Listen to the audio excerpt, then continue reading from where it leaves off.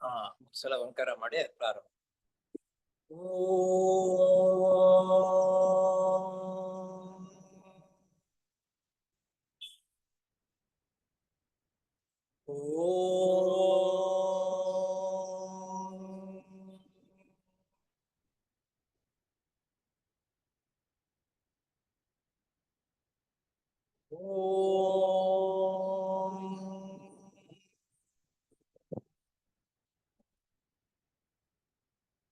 ಆತ್ಮೀಯ ಸೋದರ ಸೋದರಿಯರೇ, ಪತಂಜಲಿ ಯೋಗ ಸೂತ್ರದಲ್ಲಿ ಸಾಧನ ಪಾದ ಅಂತಕ್ಕಂಥದ್ರಲ್ಲಿ 11ನೇ ಎಪಿಸೋಡ್ ಮುಗಿದೋಯ್ತು. 12ನೇದು ಪ್ರಾರಂಭ. ಅದರಲ್ಲಿ 31ನೇ ಶ್ಲೋಕ. ಇಲ್ಲಿ ಶ್ಲೋಕ ಏನು ಸಣ್ಣದೆ. ಏನಪ್ಪಾ ಅಂದ್ರೆ, ಜಾತಿ ದೇಶ ಕಾಲ ಸಮಯಾನವಃ ಚಿಹ್ನ ಸಾರ್ವಭೌಮ ಮಹಾವ್ರತಂ. ಇಷ್ಟು ಶ್ಲೋಕ. ಇಲ್ಲಿ ಪದದ ಅರ್ಥವನ್ನು ಕೊಡ್ತಾರೆ.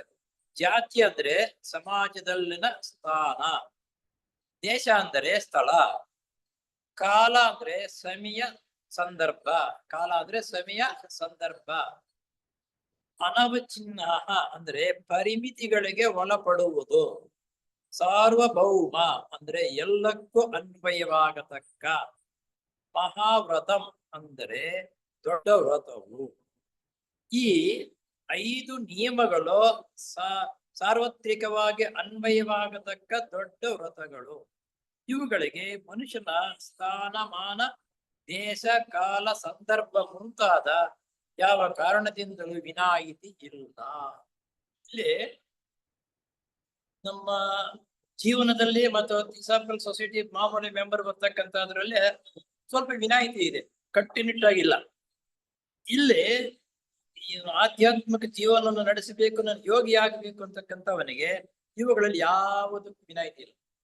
ಏನು ಜಾತಿ ಅಂತಂದ್ರೆ ಏನು? ಯಾವ ಜಾತಿಯಲ್ಲಿ ಹುಟ್ಟಿದ್ರೆ ಜಾತಿ ಅದನ್ನು ಬಿಟ್ಟು ಬೇರೆ ಜಾತಿಗೆ ಬರ್ತಕ್ಕಂಥದ್ದು, ಪಂಗಡಕ್ಕೆ ಸೇರ್ತಕ್ಕಂಥ ಇದೆಯಲ್ಲ, ಅದು ಇಲ್ಲ.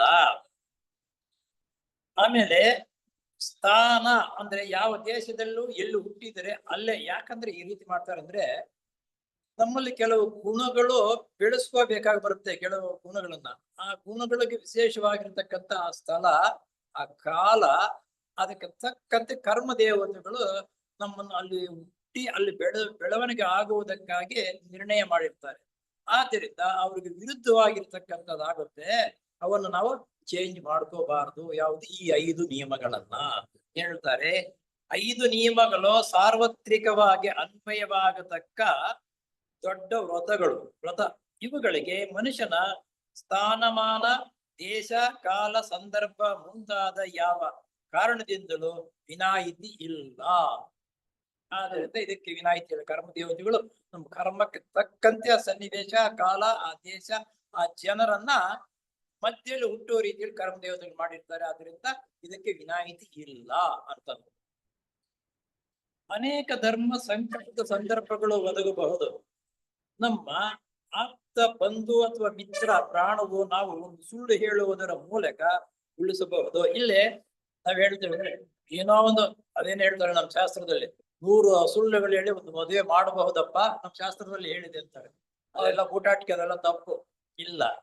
ಇನ್ನೊಂದು, ಪ್ರಾಣ ಭಯದಿಂದ ಬರ್ತಾ ಇರುವವನಿಗೆ ನಮ್ಮಲ್ಲಿ ಬಚ್ಚಿಟ್ಕೊಂಡಿದ್ರೆ ನಾವು, ಅವನು ಬಂದಿದ್ದಾನೆ ಇಲ್ಲಿಗೆ ಅಂತಂದ್ರೆ ಇಲ್ಲ ಅಂತ ಹೇಳುವುದಿದೆಯಲ್ಲ, ಅದೂನು ತಪ್ಪು ಅಂತ ಹೇಳ್ತಾರೆ. ಅಥವಾ ನಿಮ್ಮ ದೇಶದ ಮೇಲೆ ಇತರರು ದಂಡೆತ್ತಿ ಬಂದಾಗ ಅವರನ್ನು ಕೊಲ್ಲುವುದಕ್ಕೆ ಹೋಗುತ್ತೀಯೋ ಇಲ್ಲವೋ?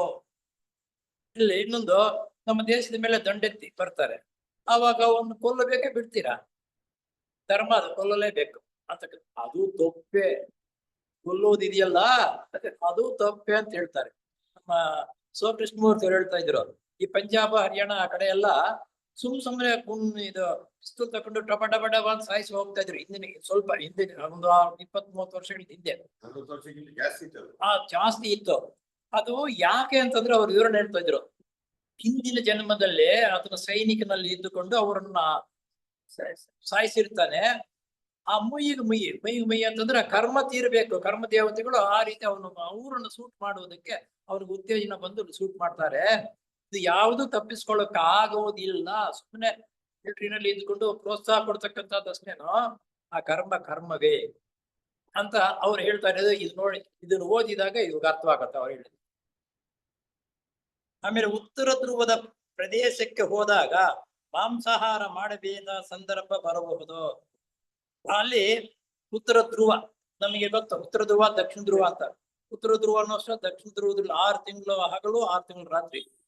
ಅಲ್ಲಿ ಮಾಂಸಾಹಾರವೇ ಜಾಸ್ತಿ ತಿಂತಕ್ಕಂಥದ್ದು. ಆ ಕಡೆ ಇರುವಾಗ ಅವನು ಮಾಂಸಾಹಾರವೇ ತಿನ್ನಬೇಕು, ವಿಧಿ ಇಲ್ಲ ಅಂತಂದ್ರೆ ಅದು ತಪ್ಪೇನೋ. ಪೂಜೆ ಬಂದಿತ್ತು, ಆಗಿತ್ತು. ನಾನು ಹೋಗಿದ್ದೆ, ಹೊಟ್ಟೆ ಇಷ್ಟ ಇದೆ, ಅಲ್ಲಿ ಹೋದ್ರೆ ಹಾಗೆ ಆಮೇಲೆ 2 ಇತ್ತು ಅಲ್ಲಿ. ಅದನ್ನು ಆಧ್ಯಾತ್ಮ ಜೀವನ ನಡೆಸಬೇಕು ಅಂತಕ್ಕಂಥ, ಯೋಗಿ ಆಗ್ಬೇಕಂತಕ್ಕಂಥ ತಿನ್ನಬಾರ್ದು ಅಂತ ಅನ್ನೋದು ಕಟ್ನಿಟ್ಟೆ.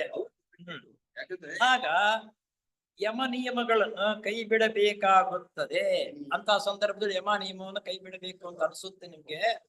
ಇಲ್ಲ, ಯಮ ನಿಯಮವನ್ನು ಕೈ ಬಿಡಬಾರದು. ಯಮ ಅಂದ್ರೆ ಕೆಲವು ವಿಷಯಗಳನ್ನು ಬಿಡುವುದು, ಕೆಲವು ಪದ್ಧತಿಗಳನ್ನ. ನಿಯಮ ಅಂದ್ರೆ ಅವನ್ನ ಪಾಲನೆ ಮಾಡ್ತಕ್ಕಂಥದ್ದು. ಇವನ್ನ ಬಿಡಬಾರದು, ಪಾಲನೆ ಮಾಡ್ತಕ್ಕಂಥದ್ದು ಮಾಡಲೇಬೇಕು. ಇಂತಹ ವಿಶೇಷ ಸಂದರ್ಭಗಳಲ್ಲಿ ಈ ಯೋಗಿಯ ಜೀವಿತಕ್ಕೆ ಸಂಬಂಧಪಟ್ಟ ನಿಯಮಗಳಿಗೆ ವಿನಾಯಿತಿ ಉಂಟೆ? ಇದು ಪ್ರಶ್ನೆ. ಈ ಸಂದರ್ಭದಲ್ಲಿ ಇರುತ್ತಲ್ಲ, ಯೋಗಿ ಆಗ್ಬೇಕು ಅಂತಕ್ಕಂಥವನಿಗೆ ವಿನಾಯಿತಿ ಏನಾದ್ರೂ ಇದೆಯಾ ಅಂತ ಪ್ರಶ್ನೆ ಕೇಳ್ತಾರೆ. ಹೀಗೆ ನೂರಾರು ವಿಶೇಷ ಸಂದರ್ಭಗಳು ಬಂದು ಒದಗಬಹುದು. ಆದರೂ ಯೋಗಿಯಾಗಬೇಕೆಂದಿರುವವನಿಗೆ ಈ ನಿಯಮಗಳಿಗೆ ವಿನಾಯಿತಿ ದೊರೆಯುವುದಿಲ್ಲ. ಯೋಗಿ ಆಗಬೇಕು ಅಂತ ನಿರ್ಧಾರ ಮಾಡಿದ ಮೇಲೆ ಅದಕ್ಕೆ ವಿನಾಯಿತಿ ಅನ್ನೋದು ಇಲ್ಲವೇ ಇಲ್ಲ.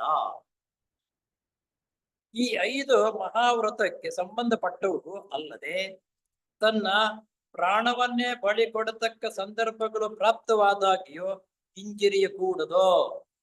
ತನ್ನ ಪ್ರಾಣವೇ ಹೋಗುತ್ತೆ ಅಂತಂದ್ರು ಅದಕ್ಕೆ ಹಿಂಜರಿದು ಸುಳ್ಳು ಹೇಳಿದು ಹಿಂದಕ್ಕೆ ಹೋಗಬಾರ್ದು, ಸುಳ್ಳು ಹೇಳ್ಬಾರ್ದು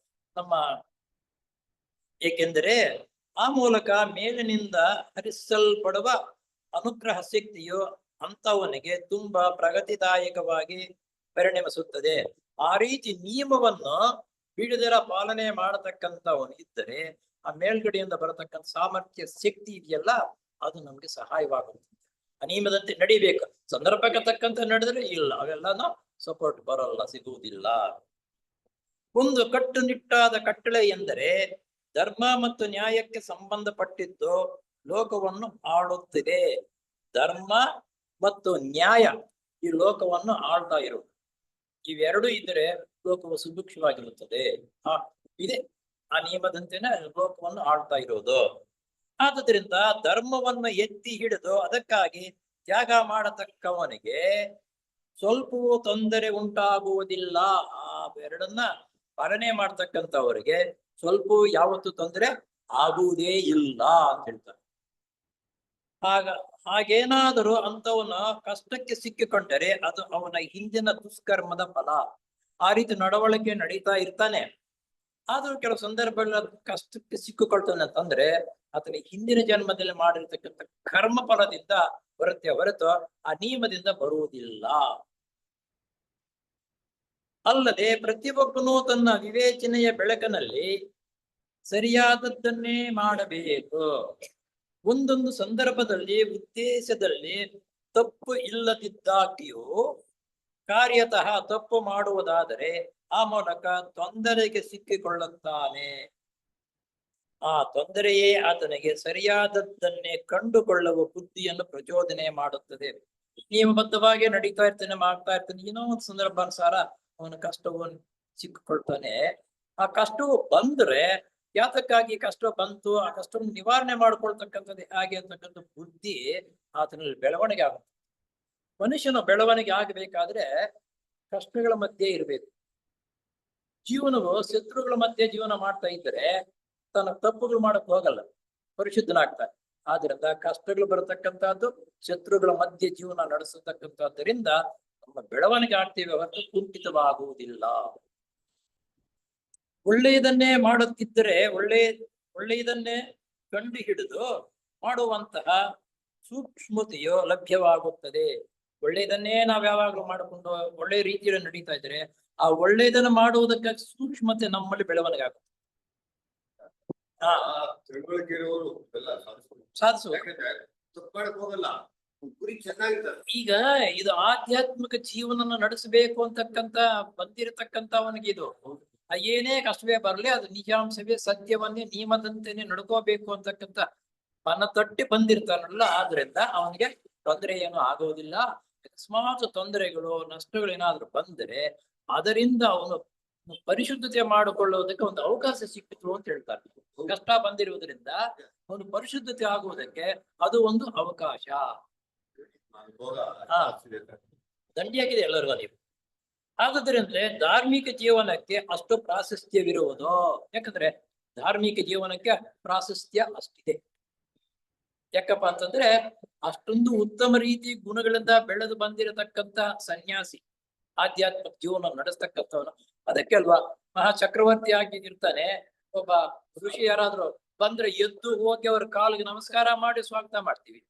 ಅಷ್ಟೊಂದು ಸಾಮರ್ಥ್ಯ ಶಕ್ತಿ ಅದರಲ್ಲಿ ಇದೆ ಅಂತ ನಾವು ಸೂತ್ರ 23 ಇದರಲ್ಲಿ ಅರ್ಥ ಹೇಳೋಣ.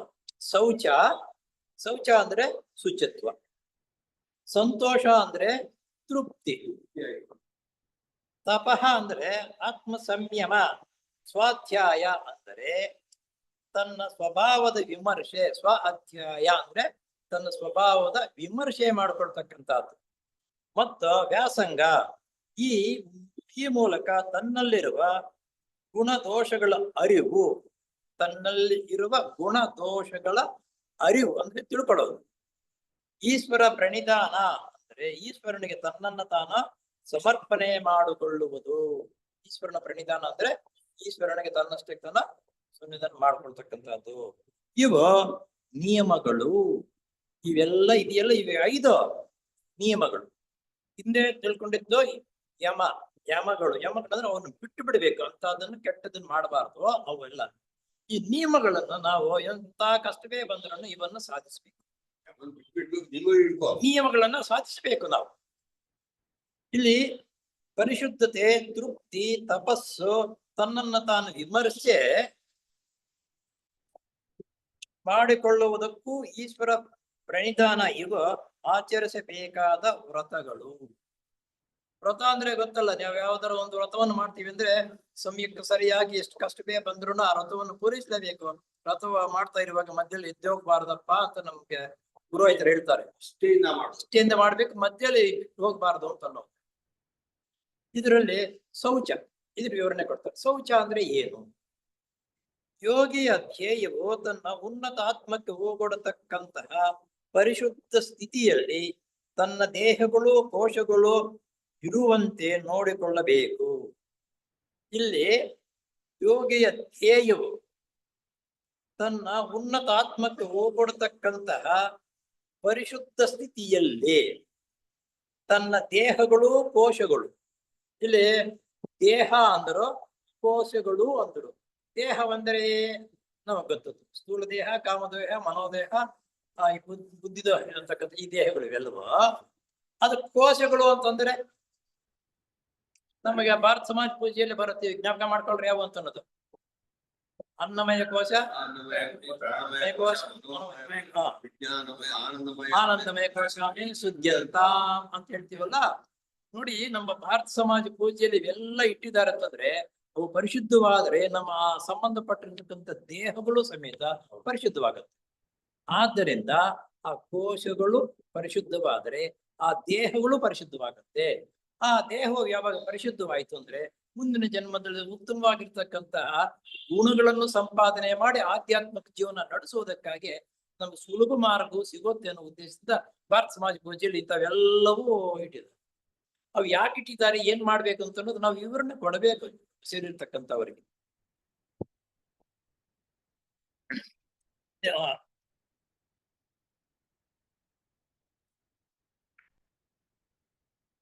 ಇಲ್ಲಿ ತನ್ನ ದೇಹಗಳು, ಕೋಶಗಳು ಇರುವಂತೆ ನೋಡಿಕೊಳ್ಳಬೇಕು. ಶುದ್ಧ ಸ್ಥಿತಿಯಲ್ಲೇ ತನ್ನ ದೇಹಗಳು, ಕೋಶಗಳು ಇರುವಂತೆ ನಾವು ನೋಡ್ಕೋಬೇಕು. ಅವ್ರು ಕೆಡುವ ರೀತಿಯಲ್ಲಿ ಮಾಡ್ಕೋಬಾರ್ದು, ಅವು ಶುದ್ಧವಾಗುವ ರೀತಿಯಲ್ಲಿ ನಾವು ನೋಡ್ಕೋಬೇಕು. ಅವುಗಳಲ್ಲಿ ಮೊದಲನೇ ಇದೆ ಮನೋದೇಹ. ದೇಹ ಇದೆಯಲ್ಲ, ಮನೋದೇಹ. ಮನಸ್ಸು ಪರಿಶುದ್ಧವಾಗಿರಬೇಕಾದರೆ ಕೆಟ್ಟ ಯೋಚನೆಗಳಿಂದ ದೂರವಿರಬೇಕು. ಆಮೇಲೆ ಅನಂತರ ಭಾವನೆಗಳು ಶುದ್ಧವಾಗಬೇಕು. ಮನಸ್ಸು ಭಾವನೆ ಶುದ್ಧವಾಗಬೇಕು ಎಂದರೆ ಹರಿಷಟ್ ವರ್ಗಗಳಿಗೆ ಸಂಬಂಧಪಟ್ಟ ಕಾಮ ಕ್ರೋಧಾದಿಗಳಿಂದ ದೂರವಿರಬೇಕು. ಹರಿಷಟ್ ವರ್ಗಗಳು ಅಂತಂದ್ರೆ ಯಾವುದು? ಮದ ಮೋಹ ಮಾಶ್ಚರ್ಯ ಕಾಮ ಕ್ರೋಧ ಲೋಭ, ಆರು. ಇವು ಆರು ಬಹಳ ಮುತ್ತಿನಂತಹ ಒಡವೆಗಳು. ಬಿಡಲ್ಲ. ಮದ ಮೋಹ ಆಶ್ಚರ್ಯ ಕಾಮ ಕ್ರೋಧ ಲೋಭ. ಇಲ್ಲಿ ನಮ್ಮ ಭಾರತ ಸಮಾಜ ಪೂಜೆಯಲ್ಲಿ ಎಷ್ಟು ಚೆನ್ನಾಗಿ ಅಡಗಿವಾಗಿ ಇಟ್ಟಿದ್ದಾರೆ ಅಂದ್ರೆ ನಮ್ಗೆ ಗೊತ್ತಾಗಲ್ಲ. ನಾವು ಹೋಮ ಮಾಡಿಬಿಟ್ಟು ನಾವು ಈ ಚಕ್ರಗಳು ವೃದ್ಧಿಯಾಗಲಿ ಅನ್ನೋ ಉದ್ದೇಶದಿಂದ ಭಸ್ಮವನ್ನು ಇಟ್ಕೊಳ್ತೀವಿ ನೋಡಿ. ಅದು ಕಾರಣ ನೋಡಿ, ಇಲ್ಲಿ ಮೂಲಾಧಾರ ಚಕ್ರ ಅಂತಕ್ಕಂಥದ್ದು ನಮ್ಮ ಹೇಳಿದೀವಿ. ಮೂಲಾಧಾರ ಚಕ್ರ, ಸ್ವಾಧಿಷ್ಠಾನ ಚಕ್ರ, ಮಣಿಪೂರಕ ಚಕ್ರ ಅಂತ ಈ ಕೆಳಗಡೆ ಮೂರು ಇರ್ತಕ್ಕಂಥವು. ಇಲ್ಲಿ ಮೂಲಾಧಾರ ಚಕ್ರ ವೃದ್ಧಿಯಾದರೆ ಮದ ಅಂತಕ್ಕಂಥದ್ದು ನಮ್ಮಲ್ಲಿ ಕಡಿಮೆ ಆಗುತ್ತೆ. ಮೂಲಾಧಾರ ಚಕ್ರವು ವೃದ್ಧಿಯಾದರೆ ಮದ ಅನ್ನೋದು ನಮ್ಮಲ್ಲಿ ಕಡಿಮೆಯಾಗುತ್ತದೆ. ಮೂಲಾಧಾರ ಸ್ವಾಧಿಷ್ಠಾನ ಇದು ವೃದ್ಧಿಯಾದರೆ ಮೋಹ ಅಂತಕ್ಕಂಥದ್ದು ಕಡಿಮೆಯಾಗುತ್ತದೆ. ಮಣಿಪೂರಕ ಚಕ್ರ ಅಂದ್ರೆ ಮದ ಮೋಹ ಮಾಶ್ಚರ್ಯ ಇದು ಕಡಿಮೆಯಾಗುತ್ತದೆ. ಅದಕ್ಕಾಗಿ ನಾವು ನೋಡಿ ಭಾರತ ಸಮಾಜ ಪೂಜೆಯಲ್ಲಿ ಅವುಗಳ ವೃದ್ಧಿಯಾಗಲಿ ಅಂತ ಭಸ್ಮವನ್ನು ನಾವು ಸ್ಥಳದಲ್ಲಿ ಇಡ್ತೀವಿ. ಹೌದು, ಪುಸ್ತಕಗಳು ತರಬೇಕಪ್ಪ. ಪುಸ್ತಕಗಳು ಓದಿದ್ರೇನೆ ನಮ್ ನಾಲೆಡ್ಜ್ ಬರ್ತಕ್ಕಂಥದ್ದು. ಎಲ್ಲ ಅದರಲ್ಲಿದೆ. ಆಮೇಲೆ ಅವು ಮೂರಾಯ್ತು. ಆಮೇಲೆ ವಿಶುದ್ಧ ಚಕ್ರ ಅಂತಕ್ಕಂಥದ್ದು ಅದು ಉದ್ಭವವಾಗಿ ಕೆಲಸ ಮಾಡಿದರೆ ನಮ್ಮಲ್ಲಿ ಕಾಮ ಅಂತಕ್ಕಂಥದ್ದು ಕಡಿಮೆಯಾಗುತ್ತದೆ. ಆಮೇಲೆ ಆಜ್ಞಾ ಚಕ್ರವು ವೃದ್ಧಿಯಾದರೆ ಕ್ರೋಧ ಅಂತಕ್ಕಂಥದ್ದು ನಮ್ಮಲ್ಲೇ ಭಸ್ಮವಾಗುತ್ತೆ, ದಿನೇ ದಿನೇ ನಶಿಸಿ ಹೋಗುತ್ತೆ. ಕ್ರೋಧ ಅನ್ನೋದು ಇರಲ್ಲ. ಆಮೇಲೆ ಸಹಸ್ರಾರ ಚಕ್ರ ಇದು ವೃದ್ಧಿಯಾದ್ರೆ ಲೋಭ ಅಂತಕ್ಕಂಥದ್ದು ನಮ್ಮಲ್ಲೇ. ಈ ಹರಿಷಟ್ ವರ್ಗಗಳು ಕಡಿಮೆಯಾಗಬೇಕಾದರೆ ಈ ಚಕ್ರಗಳ ಪ್ರಭಾವ ನಮ್ಮ ದೇಹದಲ್ಲಿ ಬೆಳೆಸಿಕೊಂಡಾಗ ಅವು ಶಮನವಾಗುತ್ತದೆ. ಆಮೇಲೆ ಇವೆಲ್ಲ ಪೂರ್ಣವಾಗಿ ಶಮನವಾದರೆ ನಮ್ಮಲ್ಲಿ ಅನಾಹುತ ಚಕ್ರ ಅಂತಕ್ಕಂಥದ್ದು ಎಲ್ಲಿ ಇದೆ? ಅನಾಹುತ ಚಕ್ರ ಅಂತಕ್ಕಂಥದ್ದು ಹೃದಯದಲ್ಲಿರುತ್ತೆ. ಇದು ಇವೆಲ್ಲ ಶಮನವಾದರೆ ಆ ಹೃದಯದಲ್ಲಿರ್ತಕ್ಕಂಥ ಚಕ್ರದಲ್ಲಿ ಪ್ರೀತಿ, ಅನುರಾಗ, ಭಕ್ತಿ ಅಂತಕ್ಕಂಥದ್ದು ನಮ್ಮಲ್ಲಿ ಬೆಳವಣಿಗೆ ಆಗುತ್ತೆ. ಈ ಹರಿಷಟ್ ವರ್ಗಗಳು ಶಮನವಾದಾಗ ಆ ಅನಾಹುತ ಚಕ್ರದಲ್ಲಿ ಸೇರಿ ಪ್ರೀತಿ, ಅನುರಾಗ, ಭಕ್ತಿ ಅಂತಕ್ಕಂಥದ್ದು ನಮ್ಮಲ್ಲಿ ಬೆಳವಣಿಗೆ ಆಗುತ್ತದೆ. ನೋಡು, ನಮ್ಮ ಭಾರತ ಸಮಾಜ ಪೂಜೆಯಲ್ಲಿ ಇವೆಲ್ಲ ನಮ್ಗೆ ಗೊತ್ತಾಗದರೆ ಇಟ್ಟಿದ್ದಾರೆ. ನಾವು ಬೇರೆ ಪುಸ್ತಕಗಳನ್ನು ತಿಳಿದು ಅದನ್ನು ಓದಿ ಬರ್ತಕ್ಕಂಥವರಿಗೆ ಇದರ ಪ್ರಚಾರ ಮಾಡ್ಬೇಕು.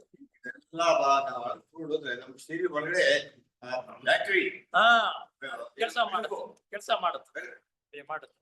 ನೋಡಿ, ಕೆಟ್ಟ ಯೋಚನೆಗಳಿಂದ ದೂರವಿರಬೇಕು. ಅನಂತರ ಭಾವನೆಗಳು ಶುದ್ಧವಾಗಬೇಕು.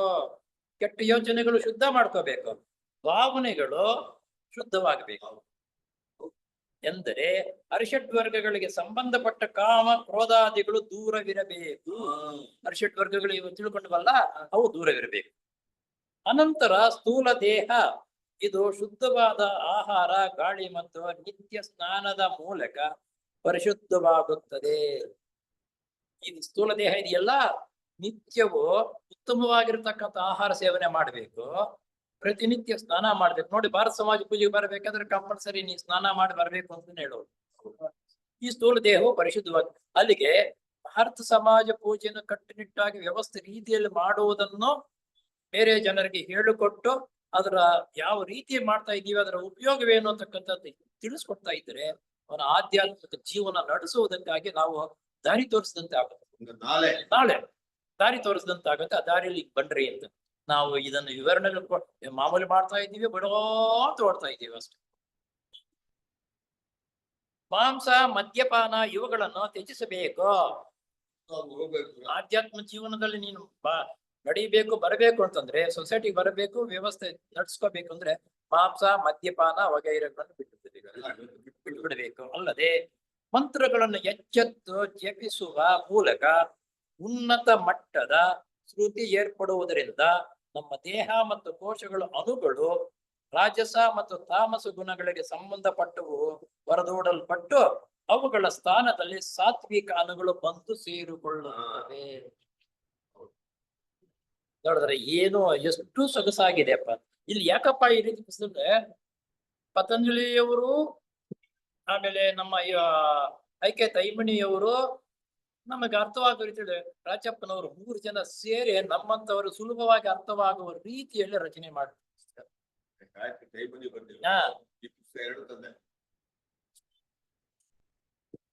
ನೋಡಿ ಇಲ್ಲಿ ನಾವು ಭಾರತ ಸಮಾಜ ಪೂಜೆ ಮಾಡುವಾಗ ಕೆಲವರು ಅಧ್ವರ್ಯರು ಮಾತ್ರ ಹೇಳ್ಬೇಕು ಅಂತ ಹೇಳ್ತಾರೆ. ಅಧ್ವರ್ಯರು ಮಾತ್ರ ಹೇಳ್ತಾ ಇದ್ರೆ ಬೇರೆಯವರು ಸುಮ್ಮನೆ ಇರಬಾರ್ದು, ಬಾಯಲ್ಲೇ ಹೇಳ್ತಾರೆ.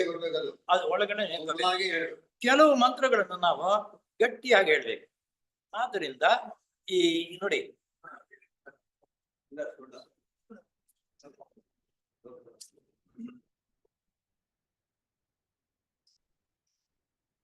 ಈ ಕೋಶಗಳು ಯಾವುವು ಅಂತ ಅನ್ನೋದು ನಮ್ಗೆ ಅರ್ಥವಾಯ್ತಲ್ಲ, ಗೊತ್ತಿದೆ. ಅನ್ನಮಯ ಕೋಶ, ಪ್ರಾಣಮಯ ಕೋಶ, ಮನೋಮಯ ಕೋಶ, ವಿಜ್ಞಾನಮಯ ಕೋಶ, ಆನಂದಮಯ ಕೋಶ ಅಂತಕ್ಕಂಥದ್ದು. ಇಲ್ಲಿ ಅನ್ನಮಯ ಕೋಶ ಬೆಳವಣಿಗೆ ಆಗುವುದರಿಂದ ನಮ್ಮ ಸ್ಥೂಲ ದೇಹವು ವೃದ್ಧಿಯಾಗುತ್ತೆ, ಚೆನ್ನಾಗಿ ಬೆಳವಣಿಗೆ ಆಗುತ್ತದೆ. ಆಮೇಲೆ ಕಾಮದೇಹಕ್ಕೆ ಪ್ರಾಣಮಯ ಕೋಶ ಬೆಳವಣಿಗೆ ಆದಾಗ ಪ್ರಾಣಮಯ ಕೋಶವು ಬೆಳವಣಿಗೆ ಆದ್ರೆ ಕಾಮದೇಹವು ಉತ್ತಮ ರೀತಿಯಲ್ಲಿ ಆಗುತ್ತದೆ. ಮನೋಮಯ ಕೋಶವು ಬೆಳವಣಿಗೆ ಆದ್ರೆ ಮನೋದೇಹ ಇದೆಯಲ್ಲ, ಈ ಕೋಶಗಳು ದೇಹಗಳು ಪೂರ್ಣ ಬೆಳವಣಿಗೆ ಆಗಬೇಕು ಅನ್ನೋದು ಉದ್ದೇಶ ಇದು. ಆಮೇಲೆ ವಿಜ್ಞಾನಮಯ ಕೋಶವು ಬುದ್ಧಿ ದೇಹವು ಚೆನ್ನಾಗಿ ಬೆಳವಣಿಗೆ ಆಗುತ್ತದೆ. ಆನಂದಮಯ ಕೋಶ ಅಂದರೆ ಆತ್ಮ ದೇಹವು ವೃದ್ಧಿಯಾಗುತ್ತದೆ. ಈ ರೀತಿ ಈ 5 ಗುಣಗಳಿಂದ 5 ದೇಹಗಳು ಬೆಳವಣಿಗೆ ಆಗುವುದಕ್ಕೆ ಸಾರ್ಥಕವಾಗುತ್ತದೆ ಅಂತ ಅನ್ನೋದು. ಇಲ್ಲಿ ನಂತರ ಅಧ್ವರ್ಯರು ಗಟ್ಟಿಯಾಗಿ ಹೇಳ್ತಾರೆ. ಆವಾಗ ನಾವು ಸುಮ್ಮನೆ ಬಾಯಲ್ಲಿ ಹೇಳ್ಕೋಬೇಕಂತಂದ್ರೆ ಅವಾಗ ಏನು ಪರಿಣಾಮ ನಮ್ಮ ಮೇಲೆ ಬೀರುತ್ತೆ ಅಂತ ಅನ್ನೋದು ನೋಡಿ ಹೇಳಿದಾಗ, ಮಂತ್ರಗಳು ಗಟ್ಟಿಯಾಗಿ ಉಚ್ಚರಿಸಿದರೆ ಅನ್ನಮಯ ಕೋಶವು ಬೆಳವಣಿಗೆ ಆಗುತ್ತದೆ. ಮಂತ್ರವನ್ನ ನಾವು ಗಟ್ಟಿಯಾಗಿ ಹೇಳುವುದರಿಂದ ಅನ್ನಮಯ ಕೋಶವು ಬೆಳವಣಿಗೆ ಆಗುತ್ತದೆ. ಆ ಸ್ಥೂಲ ದೇಹ ಉತ್ತಮವಾಗಿ ಬೆಳವಣಿಗೆ ಆಗುತ್ತೆ. ಅನ್ನಮಯ ಕೋಶವು ಬೆಳವಣಿಗೆ ಆದಾಗ ಈ ಸ್ಥೂಲ ದೇಹವು ಅತ್ಯಂತ ಉತ್ತಮವಾಗಿ ಬೆಳವಣಿಗೆ ಆಗುತ್ತದೆ. ಮಂತ್ರವನ್ನು ಮೌನವಾಗಿ ಉಚ್ಚರಿಸಿದಾಗ ಪ್ರಾಣಮಯ ಕೋಶ ಇದೆಯಲ್ಲ, ಅದು ಬೆಳವಣಿಗೆ. ನಾವು ಯಾವಾಗ ಅಧ್ವರ್ಯರು ಹೇಳಿದಾಗ ನಾವು ಗಟ್ಟಿಯಾಗಿ ಹೇಳಬಾರ್ದು, ಮನಸ್ಸಿನಲ್ಲೇ ಹೇಳ್ಕೋಬೇಕು. ಆವಾಗ ಪ್ರಾಣಮಯ ಕೋಶವು ವೃದ್ಧಿಯಾಗುತ್ತದೆ. ಈ ಪ್ರಾಣಮಯ ಕೋಶವು ವೃದ್ಧಿಯಾದರೆ ಈ ಕಾಮದೇಹವು ವೃದ್ಧಿಯಾಗುತ್ತದೆ, ಬೆಳವಣಿಗೆ ಆಗುತ್ತದೆ. ಆಗ ಮಂತ್ರವನ್ನು ಅರ್ಥದ ಮೇಲೆ ಮಂತ್ರ ಹೇಳ್ತಾವಿಲ್ಲ, ಮಂತ್ರ ಹೇಳ್ತೀವಿ, ಅದರ ಅರ್ಥ ಏನು ಅಂತ ಒಂದು ಚಿಂತನೆ ಮಾಡಿಕೊಂಡಿರುವಾಗ ಮಾನಸಿಕವಾಗಿ ಉಚ್ಚರಿಸಿದರೆ ಮನಸ್ಸಿನ ಮೇಲೆ ಪರಿಣಾಮ ಬೀರುತ್ತದೆ. ಈ ರೀತಿ ಆ ಭಾರತ ಸಮಾಜ ಪೂಜೆಯಲ್ಲಿ ಎಲ್ಲವೂ ಅಡಕವಾಗಿದೆ. ನಾವು ಅಭಿವೃದ್ಧಿ ಆಗುವುದಕ್ಕೆ ಏನೇನು ಬೇಕೋ ಅಂತವೆಲ್ಲವೂ ಸೇರ್ಕೊಂಡಿದೆ. ಆದುದರಿಂದ ಅವುಗಳ ಸ್ಥಾನದಲ್ಲಿ ಸಾತ್ವಿಕ ಅಣುಗಳು ಬಂದು ಸೇರಿಕೊಳ್ಳುತ್ತವೆ. ಈ ರೀತಿ ನಾವು ಪ್ರತಿನಿತ್ಯ ಜೀವನದಲ್ಲಿ ಅಥವಾ ಪೂಜಾ ಪುನಸ್ಕಾರಗಳಲ್ಲಿ ಮಂತ್ರಗಳನ್ನು ಹೇಳುವುದರಿಂದ ಈ ರೀತಿ ಅಭಿವೃದ್ಧಿ ಆಗ್ತೀವಿ. ಇಲ್ಲಿ ಹಿಂದಿನ ಯಮಕ್ಕೆ ಸಂಬಂಧಪಟ್ಟ ಸದ್ಗುಣಗಳು ನಿಷೇಧಾತ್ಮಕವಾದವು. ಇಲ್ಲಿ ಹಿಂದಿನ ಯಮಕ್ಕೆ, ಯಮ ಮತ್ತು ನಿಯಮ ಅಂತಿದೆಯಲ್ಲ, ಯಮ ಅಂತಂದ್ರೆ ಕೆಟ್ಟದ್ದನ್ನು ಬಿಡುವುದು, ನಿಯಮ ಅಂದ್ರೆ ಒಳ್ಳೆಯದನ್ನ ಗುರುತಿಸಿಕೊಳ್ಳುವುದು, ಅನುಷ್ಠಾನ ಮಾಡುವುದು. ಸದ್ಗುಣಗಳು ನಿಷೇಧಾತ್ಮಕವಾದವು ಎಂದರೆ ತ್ಯಜಿಸತಕ್ಕವು. ಆದರೆ ನಿಯಮಕ್ಕೆ ಸಂಬಂಧಪಟ್ಟವು ವಿಧಿ ಮಾಡಬೇಕಾದವು. ಶೌಚಾದಿಗಳನ್ನು ಪ್ರತಿದಿನವೂ ಬಿಡದೆ ಆಚರಿಸುತ್ತಾ ಬರಬೇಕು. ಒಟ್ಟಿನಲ್ಲಿ ಯಮಕ್ಕೆ ಸಂಬಂಧಪಟ್ಟವು ಬಿಡಬೇಕು, ನಿಯಮಕ್ಕೆ ಸಂಬಂಧಪಟ್ಟವು ಮಾಡಬೇಕು. ಅದು ಯಮ ಮತ್ತು ನಿಯಮಕ್ಕೆ ಸಂಬಂಧಪಟ್ಟಿದ್ದು ಅನ್ನೋದು. ಆಮೇಲೆ ಇದರಲ್ಲಿ ಸಂತೋಷ, ಶೌಚಾಲಯ ಅಂತಕ್ಕಂಥದ್ದನ್ನ ಆಯ್ತು. ಸಂತೋಷ, ಇದನ್ನ ತೃಪ್ತಿ ಎಂದು ಸಾಮಾನ್ಯವಾಗಿ ಕರೆಯುತ್ತೇವೆ. ಸಂತೋಷ ಇದ್ದರೆ ತೃಪ್ತಿ ಜೀವನ ನಡೆಸ್ತಾ ಇದ್ದೀವಿ ಅಂತ ಅನ್ನೋದು. ಮನಸ್ಸು ಯಾವಾಗಲೂ ಸಮತ್ವದಲ್ಲಿ ಇರಬೇಕು. ಮನಸ್ಸು ಈ ಕಡೆ ಬಂದು ಆ ಕಡೆ ಬಂದು ವ್ಯವಸ್ಥೆ ರೀತಿ ಇರಬಾರ್ದು. ಯಾವತ್ತು ನಾವು ಸಮತೋಲನದಲ್ಲಿ ಇರಬೇಕು. ಅದು ಹೊರಗಿನ ತಾಂಡನಗಳಿಗೆ ಹೂಗೊಡುವುದರ ಮೂಲಕ ಅದರ ಪ್ರಶಾಂತತೆಯನ್ನು ಕಳೆದುಕೊಳ್ಳುವುದು. ಇದು ನಾವು ಪ್ರಶಾಂತವಾಗಿರಬೇಕಾದ್ರೆ ಮನಸ್ಸು ನಿಯಮಬದ್ಧವಾಗಿ ಇಟ್ಕೋಬೇಕು. ಎಲ್ಲಂದ್ರೆ ಹಿಂಗ್ ಬಿಟ್ರೆ ಹಂಗೆಲ್ಲ ಹೋಗ್ತಾ ಇದ್ರೆ ಅದು ನಿಯಮಬದ್ಧವಾಗಿ ಇರುವುದು ಇಲ್ಲ. ಅದರ ಪ್ರಶಾಂತತೆಯನ್ನು ಕೊಂಡಿದ್ದು ಒಂದು ಬಾರಿ ಕೋಪತಾಪಗಳಿಗೆ ಒಳಗಾದರೆ ಆ ಸಂಬಂಧವಾದ ಅಲೆಗಳು ನಮ್ಮ ಸ್ವಭಾವವನ್ನೆಲ್ಲ ತಲುಪುತ್ತವೆ. ಒಂದು ಸಲ ಕೋಪತಾಪಗಳು ಬಂದರೆ ಮನಸ್ಸು ಕಸಿಮಲವಾಗಿ ಕಲ್ಲೋಲ. ನಂತರ ನಾವು ಸ್ವಾಧೀನಕ್ಕೆ ಕಂಟ್ರೋಲ್ ತೆಗೆದುಕೋಬೇಕಾದ್ರೆ ದಿನಗಳೇ ಬರುತ್ತೆ ಕೆಲವು ಸಂದರ್ಭಗಳಲ್ಲಿ ಎನ್ನುವುದು. ಪುನಃ ಸಮಾಧಾನ ಸ್ಥಿತಿಗೆ ಬರಬೇಕಾದರೆ ದೀರ್ಘಕಾಲ ಬೇಕಾಗುತ್ತದೆ. ಸಮಾಧಾನವಾಗಿ ಸ್ಥಿತಿ ನಿಂತ್ಕೊ ಒಂದ್ಸಲಿ ನಾವು ಕೋಪ ಮಾಡ್ಕೊಂಡ್ರೆ ಅದ ನಂತರ ಸಮಾಧಾನವಾಗಬೇಕಾದ್ರೆ ಕೆಲವು ಸಂದರ್ಭಗಳಲ್ಲಿ 6 ಗಂಟೆ 12 ಗಂಟೆ ಒಂದು ದಿವಸನೂ ಪೂರ್ತಿಯಾಗಿ ತೆಗೆದುಕೊಳ್ಳುತ್ತದೆ.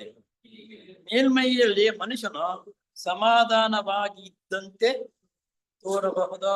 ಈ ಕೋಪ ಮಾಡ್ಕೊಳ್ತೀವಿ, ರೇಗಾಡಿರ್ತೀವಿ, ಸ್ವಲ್ಪ ತಾಜೆ ಕಳೆಗೋದ್ರೆ ಸಮಾಧಾನವಾಗಿ ಇದ್ದಾನೆ ಅಂತ ಬೇರೆಯವ್ರು ನೋಡುವವ್ರಿಗೆ ಅನ್ಸುತ್ತೆ.